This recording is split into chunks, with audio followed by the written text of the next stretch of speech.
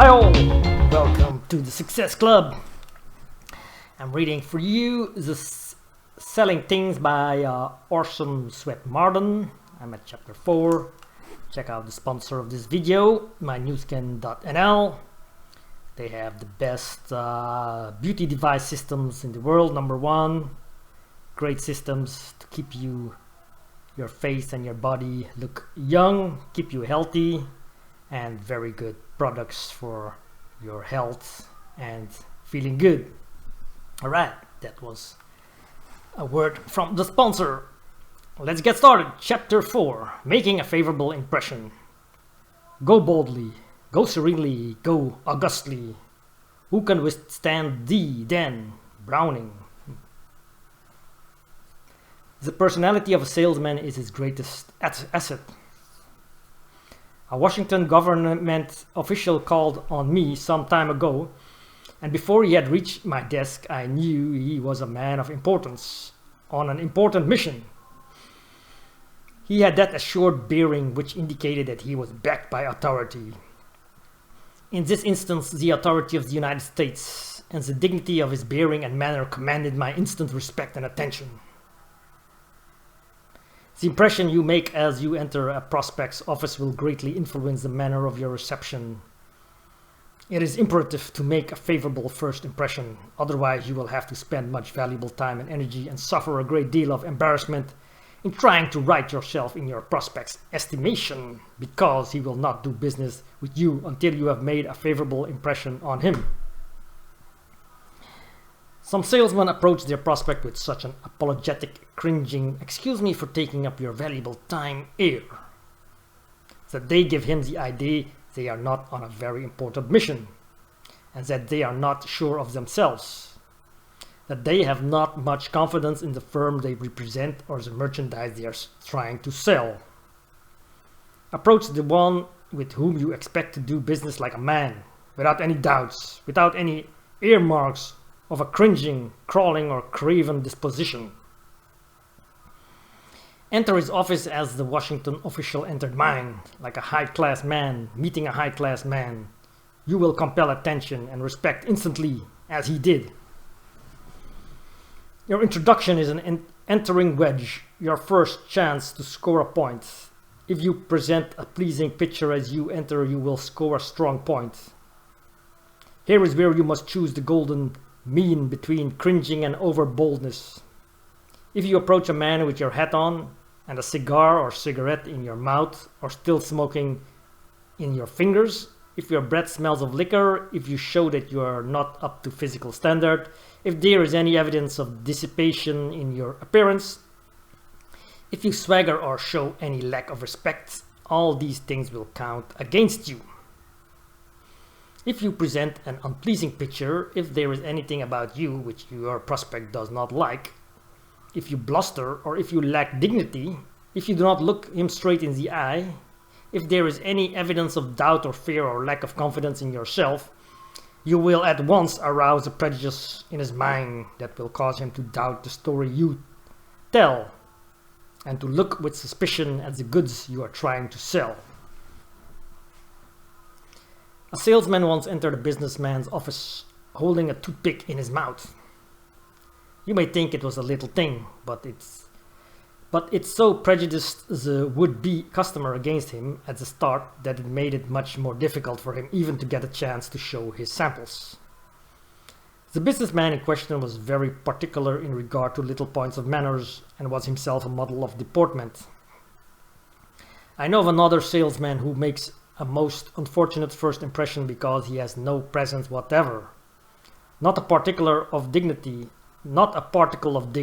He is timid and morbidly self-conscious. And it takes him some minutes after he has met a stranger to regain his self-possession. To those who know him, he is a kindly and genuinely lovable man, but he does not appear to advantage at a first introduction. He is a college graduate and was so popular and stood so high in his class that he was proposed to represent it at commencement. He was defeated, however, on the plea that he would make such a bad impression on the public that he would not properly represent the class. Self-possession is an indispensable quality in a salesman. It is natural to the man who has confidence in himself. And without self-confidence, it is hard to make a dignified appearance or to make others believe in you. What you think of yourself will have a great deal to do with what the prospect will think of you, because you will radiate your estimate of yourself. If you have a little 7x9 model of a man in your mind, you will etch that picture on the mind of your prospect. In approaching a prospect, walk, talk, and act not only like a man who believes in himself, but one who has beliefs in and thoroughly knows his business. When a physician is called into a home in an emergency, no matter how able a man may be at the head of the house, no matter how well educated the mother and children may be, everybody stands aside when he enters. They feel that the doctor is the master of the situation, that he alone knows what to do, and they all defer to him. Everybody follows his directions implicitly.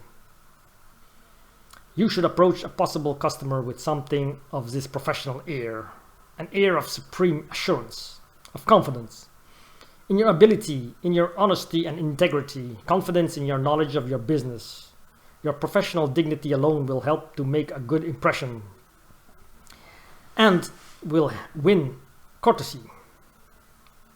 It will ensure you at least a respectful hearing, and there is your chance to play your part in a masterful manner.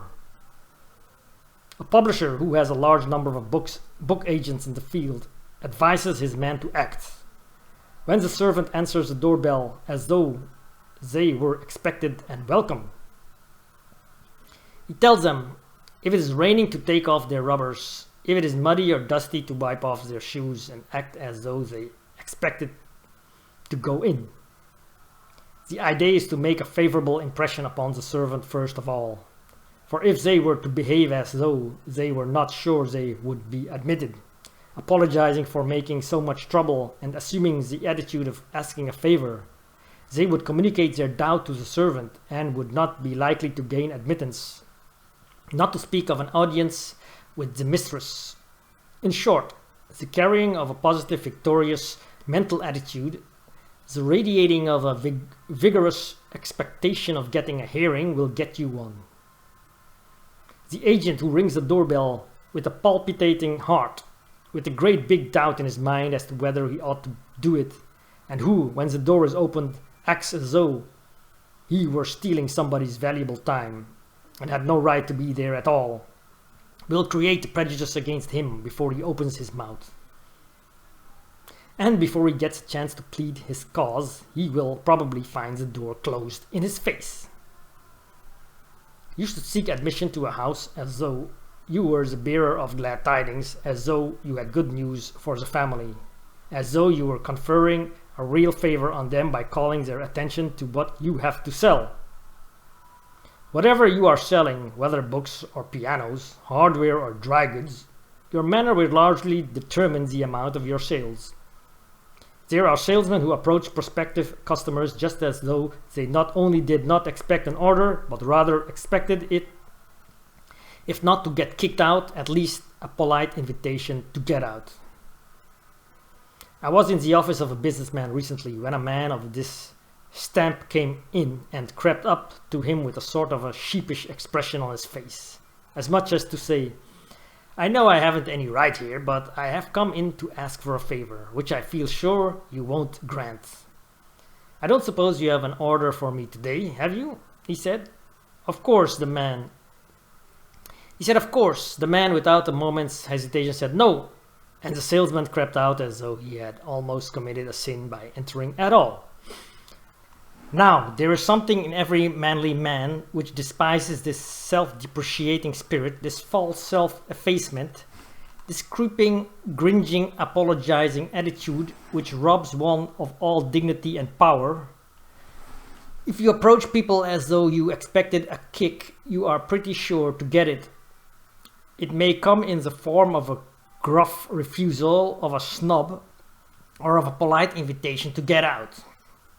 But you are likely to get what you invite, a rebuff of some kind. If you approach a man at all, do it in a brave, vigorous, manly way. Do it not to ruin your cause by giving him a contemptible